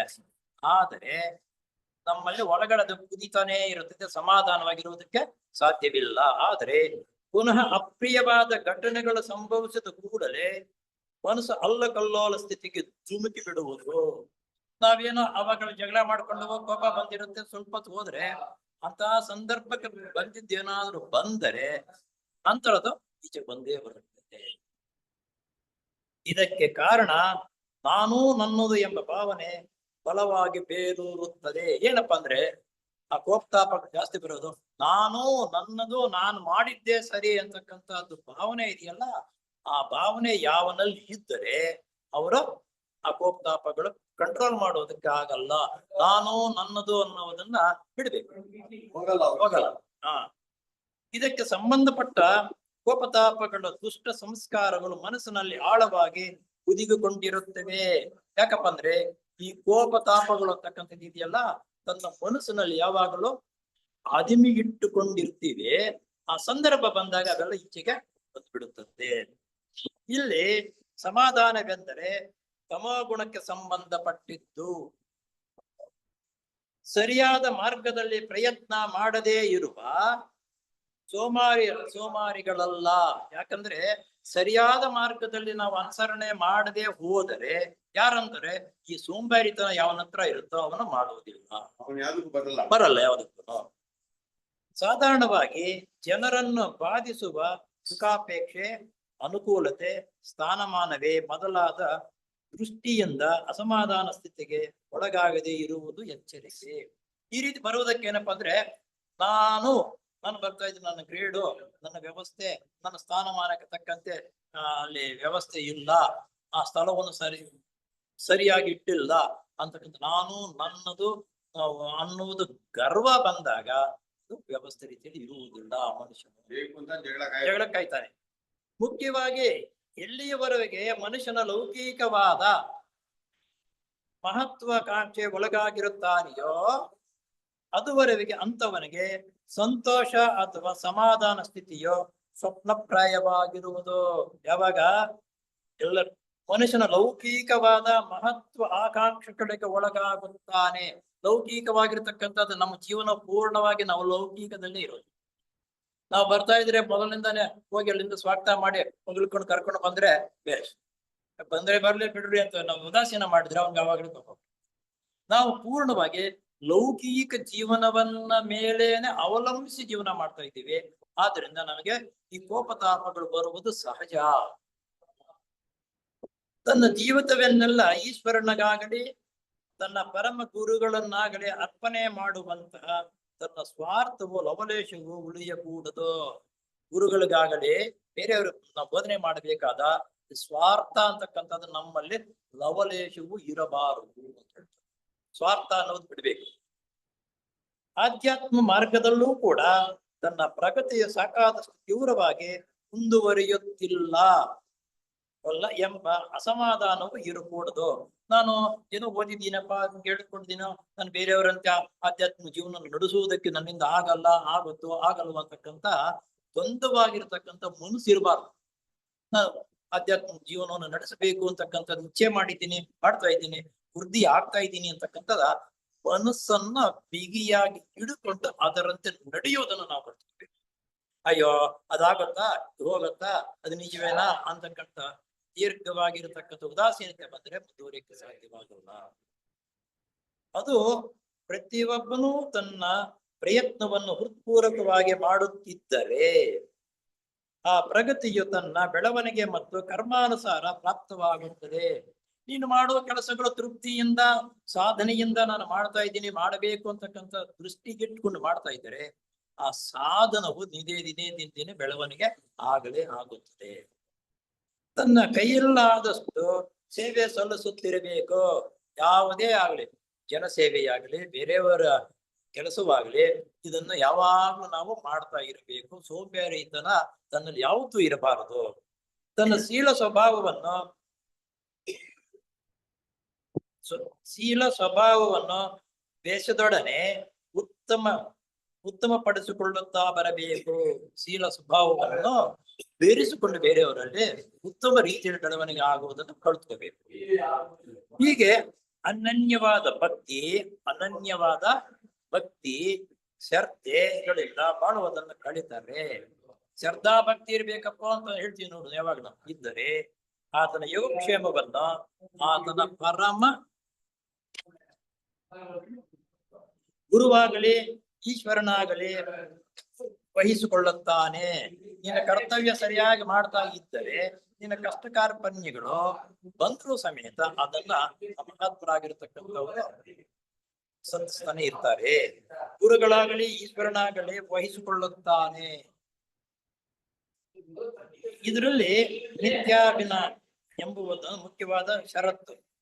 ಧರ್ಮಕ್ಕೆ ವಿರೋಧವಾಗಿ ಸಾಧಕನು ನಡೆಯಕೂಡದು ಎಂದು ಅರ್ಥ. ಧರ್ಮಕ್ಕೆ ವಿರೋಧವಾಗಿ ಸಾಧಕನು ನಡೆಯಬಾರದು. ಧರ್ಮದಂತೆ ನಡೆಯತಕ್ಕಷ್ಟವೇ ಬಾರದು, ಧರ್ಮದಂತೆ ನಡೆಯಬೇಕು. ಆಮೇಲೆ ತಪಸ್ಸು ಅಂದ್ರೆ 1ನೇ ಶ್ಲೋಕದಲ್ಲಿ ತಪಸ್ಸಿನ ವಿಚಾರ ಬಂದಿದೆ. ನಾವು ಪ್ರಥಮದಲ್ಲಿ ಪ್ರಾರಂಭ ಮಾಡಿದ್ವಲ್ಲ, ಆವತ್ತೇ ತಪಸ್ಸು ಅಂತಕ್ಕಂಥ 1ನೇ ಶ್ಲೋಕದಲ್ಲಿ ವಿವರಣೆ ಕೊಟ್ಟಿದ್ದಾರೆ. ತಪಸ್ಸು ಎಂಬ ಸಂಸ್ಕೃತ ಶಬ್ದಕ್ಕೆ ತುಂಬಾ ವ್ಯಾಪಕವಾದ ಅರ್ಥವಿದೆ. ತಪಸ್ಸು ಅನ್ನೋದು ಸಂಸ್ಕೃತದ ವಾಕ್ಯ, ಅದಕ್ಕೆ ತುಂಬಾ ಅರ್ಥವಿದೆ. ಪರಿಶುದ್ಧತೆ ಮತ್ತು ಸಂಯಮ ಜೀವಿತವನ್ನು ಶುದ್ಧಿ ಮಾಡಿಕೊಳ್ಳುವುದು. ಪರಿಶುದ್ಧತೆ, ಜೀವಿತ ಸಂಯಮವನ್ನು ಶುದ್ಧಿ ಮಾಡಿಕೊಳ್ಳುವುದು ತಪಸ್ಸು ಅಂತಂದರೆ. ನಮ್ಮ ಅಂತರಾತ್ಮ ವಿಕಾಸದ ದೃಷ್ಟಿಯಿಂದಲೇ ನೋಡಿ, ಅಂತರಾತ್ಮ ವಿಕಾಸದ ದೃಷ್ಟಿಯಿಂದಲೇ ದೇಹಾತ್ಮವು ಕೆಲಸ ಮಾಡಬೇಕೇ ವಿನಃ ತನ್ನ ಕೆಳಗಿನ ಮಟ್ಟದ ಸುಖ ಸಂತೋಷಗಳಿಗಲ್ಲ. ಅಂತರಾತ್ಮದ ದೃಷ್ಟಿಯಿಂದ ದೇಹಾತ್ಮವು ಕೆಲಸ ಮಾಡುವುದಕ್ಕೆ ನಾವು ಪ್ರಯತ್ನ ಪಡಬೇಕು. ದೇಹಾತ್ಮನ ಬಿಟ್ಟರೆ ಅದಿಷ್ಟ ಬಂದಂಗೆ ಹೋಗುತ್ತೆ. ಆ ರೀತಿ ದೇಹಾತ್ಮದ ಸ್ವಭಾವದಂತೆ ಅದರ ಆಜ್ಞೆಯಂತೆ ದೇಹಾತ್ಮವನ್ನು ದಂಡಿಸಿ ನಾವು ಕೆಲಸವನ್ನು ವ್ಯವಹಾರವನ್ನು ನಡೆಸ್ತಾ ಬಂದರೆ ಅವನು ಆಧ್ಯಾತ್ಮಿಕ ಜೀವನ ನಡೆಸುವುದಕ್ಕಾಗಿ ಉತ್ತಮವಾಗಿರ್ತಕ್ಕಂಥ ದಾರಿ ಸಿಗುತ್ತದೆ. ಸುಖ ಸಂತೋಷಗಳಿಗಾಗಿ ಅಲ್ಲ. ಆದುದರಿಂದ ಅವುಗಳನ್ನು ಮೇಲಿನ ದೃಷ್ಟಿಯಿಂದ ಸ್ವಾಧೀನಕ್ಕೆ ತೆಗೆದುಕೊಳ್ಳುವ ಉಪಾಯಗಳು, ಸಾಧನಗಳು ತಪಸ್ಸು.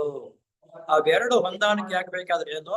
ದೇಹಾತ್ಮ ಅಂತರಾತ್ಮ ಹೊಂದಾಣಿಕೆಯಾಗಿ ಉತ್ತಮ ರೀತಿಯಲ್ಲಿ ಆಗಬೇಕು ಅಂದರೆ ತಪಸ್ಸು ಬಹಳ ಮುಖ್ಯ ಎಂಬ ಶಬ್ದಾರ್ಥರೊಂದಿಗೆ ಸೇರುತ್ತದೆ. ಹಾಗಲ್ಲದೆ ದೇಹವನ್ನು ವ್ಯರ್ಥವಾಗಿ ದಂಡಿಸತಕ್ಕ ಕಠಿಣವಾದ ಅಭ್ಯಾಸಗಳು ಇವೆ. ಈ ರೀತಿ ಮಾಡ್ಬೇಕು ಅಂತ ಈ ದೇಹ ಇದೆಯಲ್ಲ, ಕಠಿಣವಾಗಿ ದಂಡಿಸಬಾರದು. ದಂಡಿಸಬಾರದು. ಉದಾಹರಣೆಗಾಗಿ ಕೈಯನ್ನ ಮೇಲಕ್ಕೆ ಎತ್ತಿ ಹಿಡಿಯುವುದ, ಒಂದು ಕಾಲ ಮೇಲೆ ತಪಸ್ ಮಾಡ್ತಕ್ಕಂಥದ್ದು, ಧ್ಯಾನ ಮಾಡ್ತಕ್ಕಂಥದ್ದು, ಕೈಯನ್ನು ಮೇಲಕ್ಕೆ ಎತ್ಕೊಂಡು, ಇವೆಲ್ಲ ಹಠಯೋಗ. ದೇಹವನ್ನು ದಂಡಿಸುವುದು ಮಾಡಬಾರದು. ಉಸಿರನ್ನು ಕುಂಭಕ ಮಾಡುವುದು ಇತ್ಯಾದಿ ಇಂತಹ ಘೋರವಾದ ತಪಸ್ಸು ಒಂದು ಕೊನೆ. ಘೋರವಾಗಿರ್ತಕ್ಕಂಥ ತಪಸ್ ಮಾಡುವುದು ಇವೆಲ್ಲನ್ನು ಸರಿಯಲ್ಲ. ದೇಹೇಂದ್ರಿಯಗಳನ್ನು ಅವುಗಳು ಒಲವು ಬಂದಂತೆ ವರ್ತಿಸುವಂತಹ ಸ್ವೇಚ್ಛಾ ವರ್ತನೆ ಮತ್ತೊಂದು ಕೊನೆ. ಇವೆರಡನ್ನು ನಿಂದಿಸಬಾರದು. ಅತಿಯಾಗಿ ಕಷ್ಟವೂ ಇಡಬಾರದು, ಅದು ಹೋಗಬಾರದು. ಯೋಗ ವಿಚ್ಯತೆ ಅಂದ್ರೆ ಅನುಷ್ಠಾನ ಮಾಡಿ ಯೋಗ. ದೇಹವು ಕೆಟ್ಟು ಹತೋಟಿ ಮೀರಿ ಹೋಗಕೂಡದು. ದೇಹವು ಕೆಟ್ಟೋಗ್ಬಿಟ್ಟು ಹತೋಟಿಯನ್ನು ಮೀರಿ ಹೋಗಬಾರದು. ಹಾಗೆ ಸೊರಗಿ ಕೆಲಸಕ್ಕೆ ಬಾರದಂತೆ ಆಗಕೂಡದು. ಸಣ್ಣಗೆ ಆಗುವುದು ಸರಿಯಲ್ಲ, ಉಬ್ಬಿಕೊಂಡಿರುವುದು ಸರಿಯಲ್ಲ. ಪರಮಗುರು ಚರಣ ಸನ್ನಿಧಿಯಲ್ಲಿ ಹೇಳಿರುವಂತೆ ನಾವು ಈ ಸ್ಥೂಲ ದೇಹವನ್ನು ಒಂದು ಕುದುರೆಯಂತೆ ಭಾವಿಸಿ ಅದನ್ನು ಕೊಬ್ಬಿಸುವುದರಿಂದಲೂ ತಮ್ಮ ಕೆಲಸ ಬರುವುದಿಲ್ಲ, ಸೋಗಿಸುವುದರಿಂದಲೂ ತಮ್ಮ ಕೆಲಸಕ್ಕೆ ಬರುವುದಿಲ್ಲ. ಅದು ಸಣ್ಣಗಾದ್ರೂ ಇಲ್ಲ, ಕೊಬ್ಬು ಬಿದ್ರೂ ಆಗಲ್ಲ, ಸಮದೃಷ್ಟಿಯಲ್ಲಿ ಇರಬೇಕಾದುದರಿಂದ ಉಚಿತವಾದ ಆಹಾರ, ವಿಹಾರ, ನಿದ್ರೆ ಎಚ್ಚೆತ್ತಿರಬೇಕು. ಉಚಿತ ಅಂದ್ರೆ ಸರಿಯಾಗಿರ್ತಕ್ಕಂಥ ಆಹಾರ, ನಿದ್ರೆ ಇವೆಲ್ಲ ಇರಬೇಕು. ವಿಹಾರ ಅಂದ್ರೆ ಮಾಮೂಲು ಜನರಲ್ ಸೇರಿಕೊಳ್ಳಬೇಕು. ಮಾಡಬೇಕಾದ ಕರ್ತವ್ಯಕ್ಕೆ ಅನುಗುಣವಾಗಿ ಅದನ್ನು ತಿದ್ದಿದರೆ ಅಂತಹ ಯೋಗಾಭ್ಯಾಸವು ಎಲ್ಲಾ ದುಃಖಗಳನ್ನು ನಾಶಪಡಿಸುವಂತೆ ಆಗುತ್ತದೆ ಎಂಬುದಾಗಿ ಗೀತೆಯು ಬೋಧಿಸುತ್ತದೆ. ಅದನ್ನು ಬಿಟ್ಟು ದೇಹವನ್ನು ಕಠಿಣವಾದ ತಪಸ್ಸಿಗೆ ಒಳಗೂಡದು ಸರಿಯಲ್ಲ. ಮತ್ತು ಶರೀರದ ಕಣಗಳೆಲ್ಲವೂ ಜೀವ ಚೈತನ್ಯವನ್ನು ಸಹ ಅನಾವಶ್ಯಕವಾಗಿ ನೋಯಿಸದಂತೆ ಆಗುತ್ತದೆ. ಆ ರೀತಿ ಜೀವ ಕಣಗಳಿದೆಯಲ್ಲ, ಅನಾವಶ್ಯಕವಾಗಿ ಅದಕ್ಕೆ ನೋವು ಕೊಡ್ತೀವಿ ನಾವು. ಆ ರೀತಿನೂ ಮಾಡಬಾರದು ಎಂಬುದಾಗಿ ಗೀತೆಯು ಸ್ಪಷ್ಟವಾಗಿ ಸಂದೇಶಿದೆ. ಮುಖ್ಯವಾಗಿ ನಮ್ಮ ದೇಹೇಂದ್ರಿಯಗಳನ್ನು ಧಾರ್ಮಿಕ ಜೀವನಕ್ಕೆ ತಕ್ಕ ದಮನ ಮಾಡಿ ಸ್ವಾಧೀನಕ್ಕೆ ತೆಗೆದುಕೊಳ್ಳುವುದು ತಪಸ್ಸು. ನಮ್ಮ ದೇಹ ಇಂದ್ರಿಯಗಳನ್ನ ಸ್ವಾಧೀನಕ್ಕೆ ತೆಗೆದುಕೊಳ್ತಕ್ಕಂಥದ್ದಕ್ಕೆ ತಪಸ್ಸು ಅನ್ನುವುದು. ತಪಸ್ಸು ಅಂತಂದ್ರೆ ಏನೋ ನಾವು ಸುಮ್ಮನೆ ಕಣ್ಮುಚ್ಕೊಂಡಿರ್ತಲ್ಲ, ನಮ್ಮ ದೇಹೇಂದ್ರಿಯಗಳನ್ನ ಸ್ವಾಧೀನಕ್ಕೆ ತೆಗೆದುಕೊಳ್ಳುವುದಕ್ಕೆ ತಪಸ್ಸು. ಒಂದು ನಿರ್ದಿಷ್ಟವಾದ ರೀತಿಯಲ್ಲಿ ಪ್ರಜ್ಞೆಯನ್ನು ದೇಹಾದಿಗಳಿಂದ ಪ್ರತ್ಯೇಕಿಸಿ ಅವುಗಳನ್ನು ತಾನು ಅಲ್ಲವೆಂಬ ಎಚ್ಚರದಿಂದ ನಡೆದುಕೊಳ್ಳುವ ಮೂಲಕ ಅಸ್ಮಿತ ಭಾವನೆಯನ್ನು ತಗ್ಗಿಸದಂತೆ ಆಗುತ್ತದೆ. ಎಂದರೆ ನಾನು ಈ ದೇಹಾದಿ ಉಪಾಧಿ ಅಲ್ಲ, ಈ ದೇಹಕ್ಕೆ ಸಂಬಂಧಪಟ್ಟಂತ ಉಪಾಧಿ ಅಲ್ಲ ನಾನು ಎಂಬ ಅರಿವಿನ ಮೂಲಕ ತನ್ನ ದೇಹಗಳನ್ನು ಶುದ್ಧಿ ಮಾಡಿ ಸ್ವಾಧೀನಕ್ಕೆ ತೆಗೆದುಕೊಳ್ಳಲು ಸಾಧ್ಯವಾಗುತ್ತದೆ. ಈ ದೇಹಗಳನ್ನು ಶುದ್ಧಿ ಮಾಡಿಕೊಂಡು ತನ್ನ ಸ್ವಾಧೀನಕ್ಕೆ ತೆಗೆದುಕೊಳ್ಳಬೇಕು. ಯಾವುದರಿಂದ ಇದೆಲ್ಲಾಗುವುದು? ತಪಸ್ಸು ಮಾಡುವುದರಿಂದ ಇಷ್ಟು ನಾವು ಗುಣಗಳನ್ನ ಸಂಪಾದನೆ ಮಾಡಿಕೊಂಡು ನಮ್ಮ ದೇಹಗಳು ಇದೆಯಲ್ಲ ಸ್ವಾಧೀನಕ್ಕೆ ರಾಗದ್ವೇಷಾದಿಗಳನ್ನು ಜಯಿಸಿ ಕಂಟ್ರೋಲ್ ಮಾಡಿಕೊಂಡು ದೇಹಗಳನ್ನು ತನ್ನ ಹತೋಟದಲ್ಲಿ ಇಟ್ಟುಕೊಳ್ಳುವುದಕ್ಕಾಗಿ ಏನಾದ್ರು ತಪಸ್ಸು ಮಾಡಬೇಕು. ತಪಸ್ಸು ಅಂದ್ರೆ ಧ್ಯಾನ ಮಾಡ್ತಾರೆ, ಅದು ಆಗುತ್ತೆ. ಆಮೇಲೆ ಸ್ವಾಧ್ಯಾಯ, 4ನೇದು ಸ್ವಾಧ್ಯಾಯ. ಪತಂಜಲಿಗಳ ಯೋಗ ಶಾಸ್ತ್ರವು ಆಳವಾಗಿ ವ್ಯಾಸಂಗ ಮಾಡಬೇಕು. ವ್ಯಾಸಂಗ ಅನ್ನೋದು ನಾವು ಆಳವಾಗಿ ವ್ಯಾಸಂಗ ಮಾಡಬೇಕು. ಆ ಮೂಲಕ ಜೀವಿತ ಉದ್ದೇಶವನ್ನು ಪರಿಷ್ಕಾರವಾಗಿ ಅರ್ಥ ಮಾಡಿಕೊಂಡು ಆ ಬೆಳಕಿನಲ್ಲಿ ಬಾಡುತ್ತಾ ಬಂದರೆ ಯೋಗಕ್ಕೆ ಪೂರ್ವ ಸಿದ್ಧತೆ ಏರ್ಪಟ್ಟಂತೆ ಆಗುತ್ತದೆ. ಆ ನಿಯಮ ವ್ಯವಸ್ಥೆ ಏನಿದೆಯೋ ಅದರಂತೆ ನಾವು ಜೀವನವನ್ನು ನಡೆಸ್ತಾ ಬಂದರೆ ಏನಾಗುತ್ತಪ್ಪ ಅಂದ್ರೆ, ಮಾಡಿಕೊಂಡು ಆ ಬೆಳಕಿನಲ್ಲಿ ಬಾಡುತ್ತಾ ಬಂದರೆ ಯೋಗಕ್ಕೆ ಪೂರ್ವ ಸಿದ್ಧತೆ ಏರ್ಪಾಡಾಗುತ್ತದೆ. ಆ ನಿಯಮ ವ್ಯವಸ್ಥೆ ಇದೆಯಲ್ಲ ಅದರಂತೆ ನಾವು ಜೀವನವನ್ನು ನಡೆಸ್ಕೊಳ್ತಾ ಬಂದರೆ ಯೋಗಕ್ಕೆ ಪೂರ್ವ ಸಿದ್ಧತೆ. ಯಾವ್ದಾದ್ರು ಒಂದು ಕೆಲಸ ಮಾಡಬೇಕಾದ್ರೆ ಒಂದು ಪೂರ್ವ ಸಿದ್ಧತೆ ಇರುತ್ತಲ್ಲ, ಹಾಗೆ ಯೋಗಕ್ಕೆ ಇವೆಲ್ಲ ಪೂರ್ವ ಸಿದ್ಧತೆಗಳು, ನಿಯಮಗಳಿದೆಯಲ್ಲ ಈ 5 ಇವನ್ನ ಪಾಲನೆ ಮಾಡಬೇಕು. ಏಕೆಂದರೆ ವ್ಯಾಸಂಗವೆಂದರೆ ಆಳವಾದ ವಿಮರ್ಶೆ ಮತ್ತು ಅದು ಎತ್ತಿ ಹಿಡಿಯುವ ಪರಮ ಪುರುಷಾರ್ಥದ ಚಿಂತನೆ. ಅದು ಬರಬರುತ್ತಾ ಜ್ಞಾನರೂಪವಾಗಿ ಪರಿಣಮಿಸುತ್ತದೆ. ನಾವು ದಿನನಿತ್ಯವೂ ವ್ಯಾಸಂಗ ಮಾಡುವುದರಿಂದ ಅಲ್ಲಿ ಕೆಲವು ವಿಷಯಗಳನ್ನು ತಿಳ್ಕೊಂಡಿರ್ತಕ್ಕಂಥ ವಿಷಯಗಳನ್ನ ಜೀವನದಲ್ಲಿ ಅನುಷ್ಠಾನ ಮಾಡುವುದಕ್ಕೆ ನಾವು ಪ್ರಾರಂಭ ಮಾಡಿದಾಗ ದಿನೇ ದಿನೇ ದಿನೇ ನಾವು ಯೋಗ ಸಾಧನೆಗೆ ಅರ್ಹತೆ ಆಗ್ತೀವಿ ಅಂತ ಅರ್ಥ ಆಯ್ತು. ಈಗ ಯೋಗಶಾಸ್ತ್ರವು ಸಾಂಖ್ಯ ಸಿದ್ಧಾಂತದ ಆಧಾರ ಮೇಲೆ ರೂಪುಗೊಂಡಿದೆ. ಆದರೆ ಸಾಂಖ್ಯದಲ್ಲಿ ಈಶ್ವರ ವಿಷಯ ಇಲ್ಲ. ಈ ಮೊದಲನೇ ಸಲ ಬಂತು ಸಾಂಖ್ಯ ಅಂದ್ರೆ ಏನು ಅಂದ್ರೆ ಅದರಲ್ಲಿ ಈಶ್ವರನ ವಿಷಯ ಇಲ್ಲ. ಆದುದರಿಂದ ಅದಕ್ಕೆ ನಿರ್ವೀಶ್ವರ ಅಂದ್ರೆ ಈಶ್ವರನ ಇಲ್ಲ ಅಂತ ಆ ಸಾಂಖ್ಯ ಸಿದ್ಧಾಂತದಲ್ಲಿ ಆ ರೀತಿ ಬರುತ್ತೆ. ಆ ಸಾಂಖ್ಯ ಸಿದ್ಧಾಂತ ಹಾಗೆ ಏನು ಅಂತ ಸರಿಯಾಗಿ ನಮಗೂ ಗೊತ್ತಿಲ್ಲ. ನಿರ್ವೀಶ್ವರ ಸಂಖ್ಯೆ ಎಂದು ಹೆಸರು. ಪತಂಜಲಿ ಯೋಗ ಶಾಸ್ತ್ರದಲ್ಲಿ ಈಶ್ವರ ಪ್ರಣಿಧಾನ ಹೇಳುವುದರಿಂದ ಇದಕ್ಕೆ ಸೇತೇಶ್ವರ ಸಾಂಖ್ಯವೆಂಬ ಹೆಸರು ಬಂದಿದೆ. ಈಗ ಅದು ಪುರುಷ ಬ್ರಾಕೆಟ್ ಜೀವಾತ್ಮರುಗಳಿಗೂ ಈಶ್ವರನಿಗೂ ಏನು ವ್ಯತ್ಯಾಸ ಅಥವಾ ಸಮಾನ ಧರ್ಮ ಏನಿದೆ ಎಂಬ ಅಂಶ ಈ ಶಾಸ್ತ್ರದ ಪ್ರಕಾರ ಪರಿಷ್ಕಾರವಾಗುವುದಿಲ್ಲ. ಸಾಂಖ್ಯ ಸಿದ್ಧಾಂತ ಯೋಗ ಅಂತಿದೆಯಲ್ಲ, ಇದರಿಂದ ಪುರುಷ ಇದು ನಮ್ಮ ಸಭೆಯಲ್ಲಿ ಹೇಳ್ತೀವಿಲ್ಲ, ಅದಕ್ಕೆ ಪರಿಷ್ಕಾರ ಸಿಗುವುದಿಲ್ಲ. ಅದಕ್ಕೊಂದಕ್ಕೂ ಪರಿಷ್ಕಾರ ಸಿಗುವುದಿಲ್ಲ. ತಿಯಾಸಪಿಯು ವೇದಾಂತಕ್ಕೂ ಸಾಂಖ್ಯಕ್ಕೂ ಸೇತುವೆ ಇರುತ್ತದೆ. ತಿಯಾಸಪಿ ಅಂತಕ್ಕಂಥದ್ದು ತಿಯಾಸಪಿಯು ವೇದಾಂತಕ್ಕೂ ಸಾಂಖ್ಯಕ್ಕೂ ಸೇತುವೆ ಕಟ್ಟಿರುತ್ತದೆ. ಸಂಬಂಧ ಅದಕ್ಕೆ ಸಂಬಂಧವನ್ನು ಬೆಳೆಸುವುದು. ವೇದಾಂತವು ಪುರುಷನೇ ಚೈತನ್ಯ ಸ್ವರೂಪನೋ, ವೇದಾಂತ ಹೇಳುವುದು ಪುರುಷನೇ ಚೈತನ್ಯ ಸ್ವರೂಪನೋ ಪ್ರಕೃತಿ ಮಾಯೆ ಎಂದು ಹೇಳುತ್ತದೆ. ಪ್ರಕೃತಿ ಮಾಯ, ಪುರುಷ ಪ್ರಧಾನತೆ. ಈ ಪುರುಷನು ಪ್ರಕೃತಿಯನ್ನು ಜಯಿಸಬೇಕು ಅಂತ ಅನ್ನೋದು ಹೇಳೋದು ಇದು. ಅಲ್ಲದೆ ವೇದಾಂತವು ಪರಮಾತ್ಮನು ಒಬ್ಬನೇ, ಪ್ರಕೃತಿಯಿಂದಾದ ರೂಪಗಳು ಬೇರೆ ಬೇರೆ. ಪರಮಾತ್ಮ ಅಂತಕ್ಕಂಥದ್ದು ಒಬ್ಬನೇ, ಪ್ರಕೃತಿಯಿಂದ ರೂಪಗಳು ಬೇರೆ ಬೇರೆ ಆಗುತ್ತದೆ ಅಂತ ವೇದಾಂತ ಹೇಳುತ್ತದೆ ಎಂದು ಹೇಳಿದರೆ, ಸಾಂಖ್ಯವು ಈ ಸಾಂಖ್ಯ ಶಾಸ್ತ್ರ ಏನ್ ಹೇಳುತ್ತಪ್ಪ ಅಂದ್ರೆ, ವಿಜ್ಞಾನದ ದೃಷ್ಟಿಯಿಂದ ವಿಮರ್ಶೆ ಮಾಡಿದ್ದರಿಂದ ಪುರುಷರು ಅನೇಕ ಪ್ರಕೃತಿ ಒಂದೇ ಎಂದು ಹೇಳುತ್ತದೆ. ಜ್ಞಾನ ಈ ರೀತಿ ಹೇಳುತ್ತದೆ. ಪುರುಷರು ಅನೇಕರು ಆದಾಗ್ಯೂ ಇಚ್ಛೆ, ಜ್ಞಾನ, ಕ್ರಿಯಾತ್ಮಕ ರೂಪವು ಎಂದರೆ ಎಲ್ಲರಿಗೂ ಈ 3 ಲಕ್ಷಣಗಳು ಸಮಾನವೆಂದು ಪ್ರತಿಪಾದಿಸುತ್ತದೆ. ಅಲ್ಲದೆ ಸಾಂಖ್ಯ ಸಿದ್ಧಾಂತದ ಪ್ರಕಾರ ಪುರುಷನು ಸಾಕ್ಷೀಭೂತನಾಗಿ ನೋಡುತ್ತಾನೆ. ಸಾಂಖ್ಯ ಸಿದ್ಧಾಂತದ ಪ್ರಕಾರ ಪುರುಷನು ಸಾಕ್ಷಿ ಸಿದ್ಧಾಂತವಾಗಿ ನೋಡ್ತಾ ಇದ್ದಾನೆ. ಪ್ರಕೃತಿಯೇ ಕೆಲಸ ಮಾಡತಕ್ಕದ್ದು ಎಂದು ಹೇಳುತ್ತದೆ. ಗೀತೆಯಲ್ಲಿ ಸಾಂಖ್ಯ ಸಿದ್ಧಾಂತಕ್ಕೆ ಸಂಬಂಧಪಟ್ಟ ಅಭಿಪ್ರಾಯಗಳೇ ಹೆಚ್ಚಾಗಿ ಇರುತ್ತವೆ. ಭಾಗ 5ನೇ ಅಧ್ಯಾಯದಲ್ಲಿ 8-9 ಶ್ಲೋಕಗಳು ಯೋಗಿಯಾಗವನ್ನು ನೋಡಬೇಕಾದ ಅಗ್ರಾನಿಕ ಅಂತಕ್ಕಂಥ ನಿದ್ರಿಸುವಾಗ, ಉಸಿರಾಡುವಾಗ, ಅಲ್ಲದೆ ಫಲಪನ್ ಮಾಡುತ್ತಿರುವಾಗ, ತೆರೆದ ನಿಮಿಷ ಮುಚ್ಚಿದಾಗ, ಕಣ್ಣು ತೆರೆದು ಮುಚ್ಚುವಾಗ ಇಂದ್ರಿಯಗಳು ವಿಷಯಗಳೊಡನೆ ವ್ಯವಹರಿಸುತ್ತಿವೆ ಎಂದು ತಿಳಿಯಬೇಕು. ಕಣ್ಣು ಮುಚ್ಚಿದ್ರು ಕಣ್ಣು ತೆಗೆದ್ರು ನಮ್ಮ ಇಂದ್ರಿಯಗಳು ವ್ಯವಹಾರ ರೀತಿಯಲ್ಲಿ ಕೆಲಸ ಮಾಡ್ತಾ ಇರುತ್ತವೆ.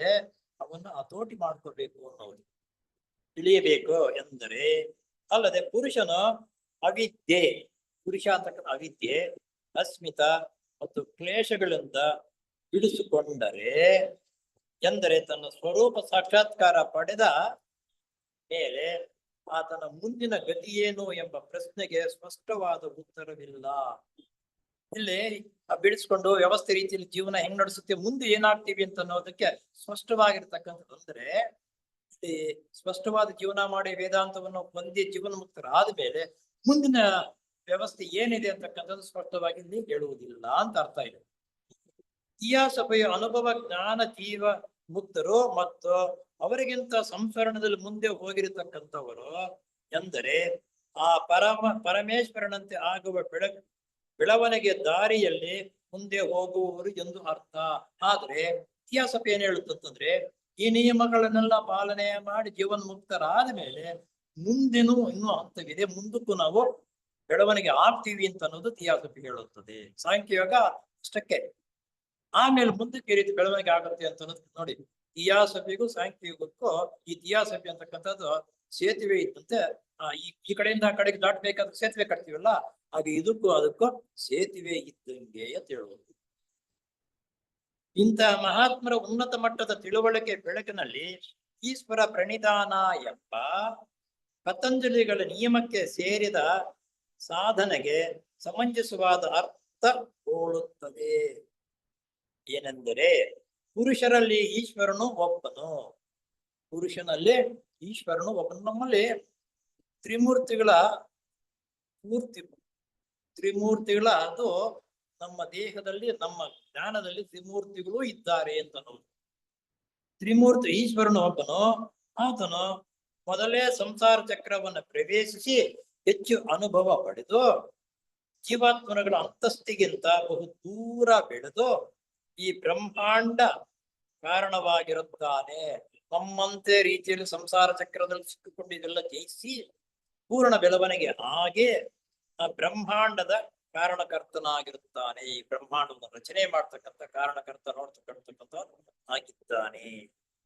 ಆದ್ದರಿಂದ ಆತನಿಗೆ ಆತ್ಮಾರ್ಪಣೆ ಮಾಡಿಕೊಂಡು ಇವೆಲ್ಲ ಅನುಭವಗಳನ್ನು ಪಡೆದು ಉತ್ತಮ ಮಟ್ಟದಲ್ಲಿದ್ದಾನೆ.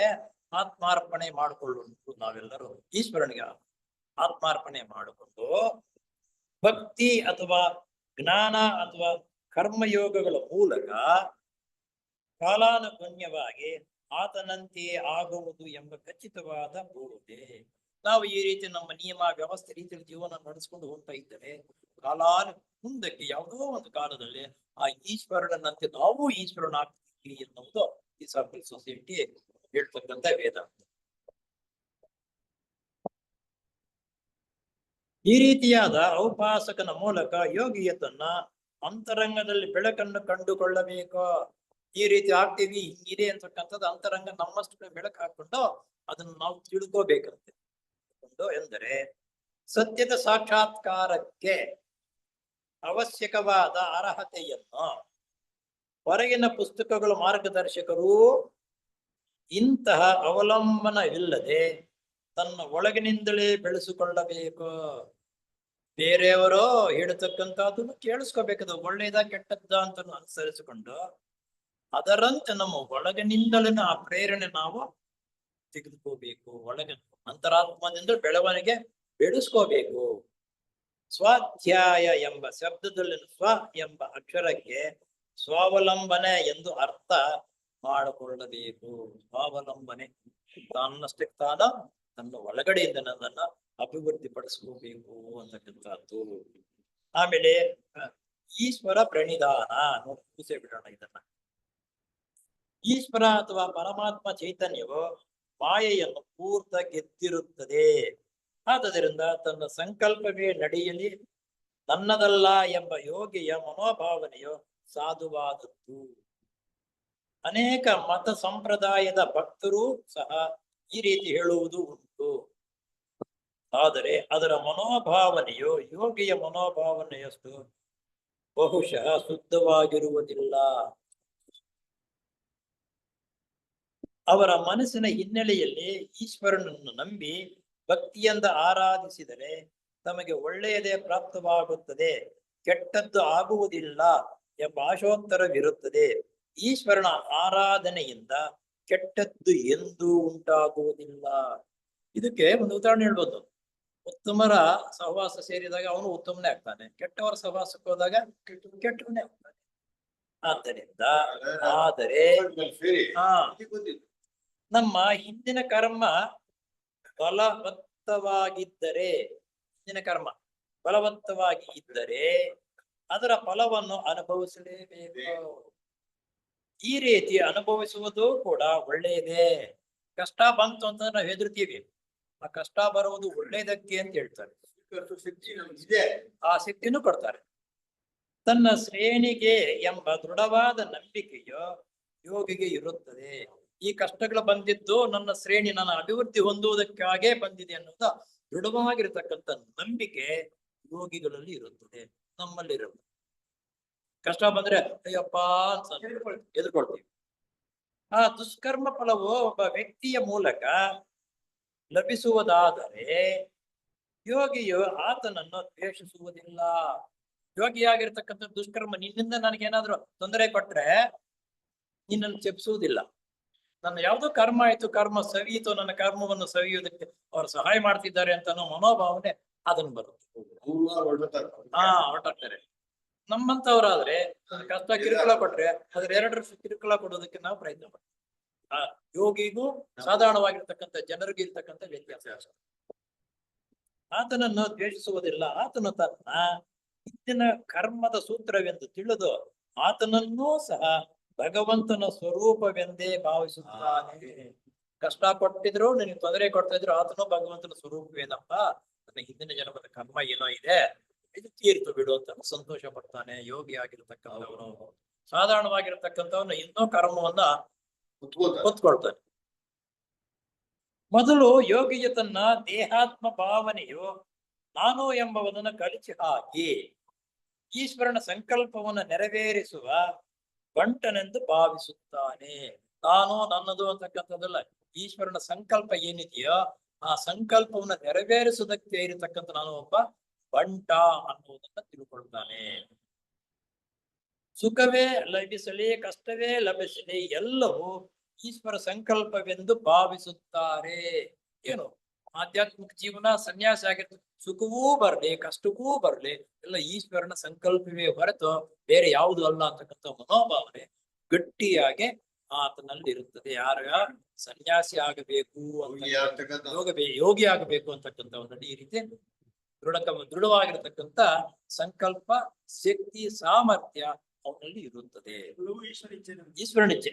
ನಿಮ್ಗೆ ಕಷ್ಟ ಬಂದ್ರು ಈಶ್ವರನ ಇಚ್ಛೆನೆ, ಸುಖ ಬಂದ್ರು ಈಶ್ವರನ ಇಚ್ಛೆನೆ ಅಂತಕ್ಕಂಥದ್ದು ಯೋಗಿಯಾಗುವವನಿಗೆ ಇದು ದೃಢವಾಗಿರ್ತಕ್ಕಂಥ ಸಂಕಲ್ಪವು ಅವನಲ್ಲಿ ಇರುತ್ತದೆ. ಈ ರೀತಿ ಏನೇ ಬರಲಿ ಎಲ್ಲವೂ ಈಶ್ವರ ಸಂಕಲ್ಪವೆಂದು ಭಾವಿಸಿ ಅನುಸಂಧಾನ ಮಾಡುವುದರ ಮೂಲಕ ಸಮಾಧಿ ಸ್ಥಿತಿಯನ್ನು ಸಾಧಿಸುತ್ತಾನೆ. ಇಂತಹ ಉನ್ನತ ಮಟ್ಟದ ಯೋಗ ಸಿದ್ಧಿಗೆ ಬರೀ ದೇಹಾತ್ಮ ಭಾವನೆಯನ್ನು ಗೆದ್ದರೆ ಸಾಲದು.